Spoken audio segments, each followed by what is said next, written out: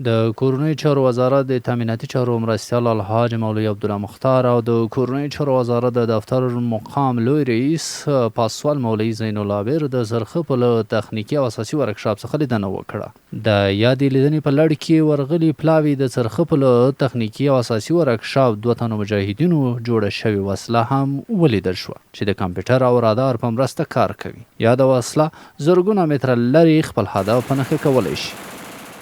د تامیناتي چارو مرستیال الحاج مولوی عبدالله مختار د ستایلو ترڅنګ نقدي مرسته هم ورسره وکړه. حمدا ومصلیا وبعد د موږ دغه 2 نوښتګر ځوانان افغانان ورور حکمت الله جان او احمد ضیا چې په خپل ذهني وړتیا سره د دغه تخنیک اختراع کړې ده.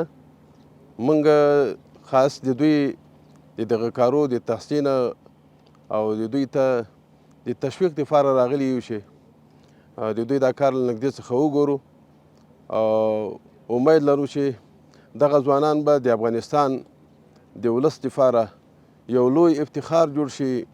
د دوی دغه تخنیک به دغه نظام د پیاوړتیا او د لا پرمختګ ذریعه جوړه شي.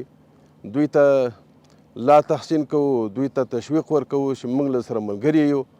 څومره امکانات چې د تاسو ضرورت وي هغه به ټول انشاءالله تاسو ته برابروو تر څو دوی وتوانیږي چې دغه اختراع ته نور هم وده ورکړي او هغه څه د افغان ملت دپاره لاسته راوړي چې افغان ملت لا پرې روښانه شي.